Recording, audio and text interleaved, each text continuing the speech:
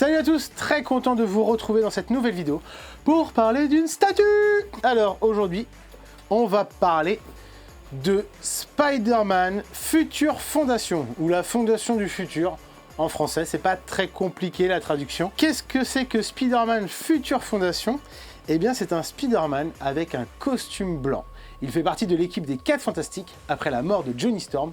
Je vais vous chercher le comics tout de suite. J'ai pas eu à faire beaucoup de kilomètres, il est juste là. Donc une histoire complète qui s'appelle Les 4 Fantastiques 3. On avait la pochette avec écrit CJ, membre dévoué des 4 Fantastiques. Et on savait qu'à la fin de cette histoire, un des 4 Fantastiques allait mourir. Mais lequel? Et là on a plein de suspense tout le long du comics pour savoir lequel allait mourir. Voilà. Je peux vous spoiler, je pense, c'est Johnny Storm qui meurt à la fin. Il se sacrifie contre Annihilus, si je dis pas de bêtises. Il rentre dans une zone négative qui va exploser. Il n'avait pas le choix et voilà, il se sacrifie tout. Après la perte de Johnny Storm, forcément les 4 Fantastiques se sentent pas très bien. C'est normal. Et du coup, c'est à ce moment-là qu'ils vont créer la Fondation du Futur. Et Spider-Man va faire partie de l'équipe. Et du coup, ils vont reborrer un nouveau costume qui va être soit tout en blanc, enfin blanc avec des traits noirs, on va dire. Et sinon, un peu plus tard, ils ont des traits noirs, enfin ils sont noirs avec des traits blancs. Voilà. J'ai pas compris, t'as dit quoi? Ils sont en blanc avec des traits noirs ou ils sont en noir avec des traits blancs. Merde. J'ai pas retrouvé de comics en particulier, mais voilà, j'avais encadré celui-ci. Reed Richards, Susan Storm et Ben Grimm avaient eux également aussi un costume blanc avec des touches noires. Et dans l'équipe de Fondation du Futur, il n'y avait pas que ces 4-là. Il y a eu aussi également les enfants de Reed et Susan qui sont entrés dans l'équipe, carrément, avec leur costume aussi. Et puis il y avait d'autres personnages, des petits monstres avec une tête, machin et tout. J'ai plus leur nom, mais bon, voilà. Voilà, c'est pour vous présenter cette statue, ce costume et d'où est-ce qu'il vient. Alors si vous avez vu les vidéos de mon pote Nico Fine Geek sur mon étagère, vous aviez vu la version blanche. Aujourd'hui, je ne l'ai plus, je l'ai échangé contre une autre magnifique statue qui est juste là, que je vous présenterai plus tard, mais alors un banger de chez Banger. Et du coup, vu que j'avais 2 statues, j'avais la version blanche et j'avais la version noire. Et donc du coup, j'ai échangé la version blanche contre la nouvelle statue et il me reste la version noire que je vais vous présenter aujourd'hui. Voilà, maintenant que j'ai raconté toute ma vie, je vais monter cette statue.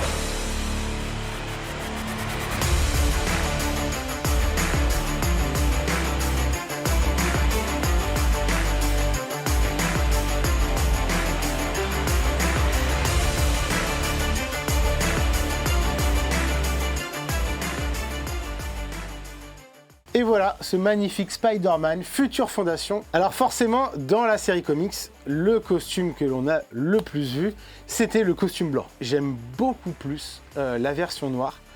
Pourquoi? Parce que l'araignée en blanc à l'intérieur est magnifique et ressort à la perfection, j'adore. Et vu la posture de Spider-Man et comment il est cambré, on voit plus de blanc que de noir. Parce que ici déjà, on voit toute la bande blanche là. L'intérieur de la paume de la main est en blanc, là aussi également. Et puis comme je vous disais, l'araignée en blanc, ça ressort vachement. À l'origine, je voulais la version blanche. Du coup, elle était plus du tout disponible et il restait la version noire. J'ai pris la version noire et quelques temps après, pas longtemps après, celle-ci était déjà partie en livraison, que quelqu'un me contacte et me dit que quelqu'un d'autre vend celle avec le costume blanc. Donc du coup, j'ai pris celle aussi avec le costume blanc en me disant que j'allais réussir à vendre la costume noire. Et ça n'a pas été le cas, j'ai gardé la costume noire pendant plus d'1 an en carton, mais je préfère quand même cette version noire. Mais c'est juste que vu que j'ai déjà plein de statues, soit Spider-Man en rouge et bleu, soit Spider-Man en noir comme Miles Morales et le symbiote, je me disais qu'avoir une avec la tête, le visage masqué en blanc, bah voilà, ça changeait un peu, ça sortait un peu du lot, quoi. Et si j'avais à en choisir une, voilà, franchement, je préfère la version noire. Et après, honnêtement, maintenant, elle est dans mon set. Ça me dérange pas du tout. C'est quand j'avais les deux, je préférais mettre la blanche. Maintenant que j'ai plus que la noire, je suis ravi comme tout aussi. Voilà pour la petite histoire et j'ai encore une fois raconté ma vie. Alors, en ce qui concerne cette statue, bah absolument magnifique. Très très belle. Elle fait flipper parce qu'elle tient que sur une tige au niveau de la main. À mon avis, c'est une longue tige de fer qui vient jusqu'à l'épaule, donc il n'y a pas de problème. La posture, la cambrure, elle est absolument dingue. Alors le problème, c'est que ça devient un petit peu illisible sur la composition du personnage, mais c'est une vraie posture digne de Spider-Man.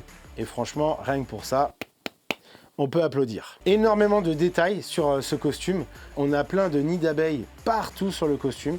C'est très bien réussi, les ombrages sont réussis. La jointure au niveau du cou est pas des plus belles, mais en fait, vu qu'elle s'expose devant et qu'il a la tête un peu à l'intérieur de son épaule, bah on le voit pas, mais moi là de derrière, ouais, je la vois énormément, quoi. Donc il est vendu avec 3 têtes et 2 bras alternatifs pour la main droite. Qu'est-ce que c'est que ces petits auréoles jaunes bizarres, machin et tout? Eh ben en fait, c'est au moment où il était en costume blanc, justement, il parle avec Susan Storm et elle lui dit qu'il peut changer de costume et de couleur de costume comme il le souhaite.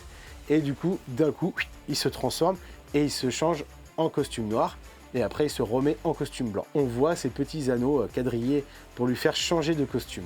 Là, on a une tête Spider-Man, on va dire, un peu classique, avec des yeux un peu surpris. Moi, je suis pas des plus fans. Là, on a une tête futuriste, très stylée quand même avec le costume.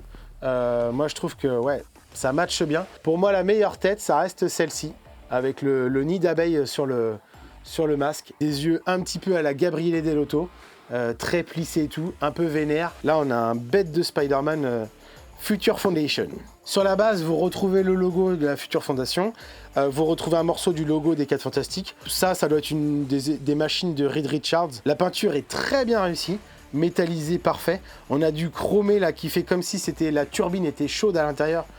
C'est super bien fait. Le cuivre, le bronze, tout ça, la couleur impeccable. Ça brille, ça fait effet métallisé à la perfection. C'est une très belle statue, très belle statue. Elle a été limitée à 50 exemplaires pour la noire, 50 exemplaires pour la blanche aussi. Je voulais différents Spider-Man dans mon set, mais aujourd'hui c'est une statue que moi personnellement je ne garderai pas. C'est pas mon Spider-Man qui me fait vibrer, que j'ai lu et que j'ai surkiffé, quoi. Je préfère un Peter Parker, un Miles Morales, un Scarlet Spider, un symbiote. Voilà, Fondation du futur, c'est très sympa. Le costume est excellent, très sympa aussi, mais voilà, je vais pas la garder et je préfère mettre mes sous ailleurs, dans une autre statue Spider-Man, peut-être un peu plus sympa, enfin, en tout cas qui sera cher à mon cœur. Voilà pour cette présentation de Spider-Man Future Foundation.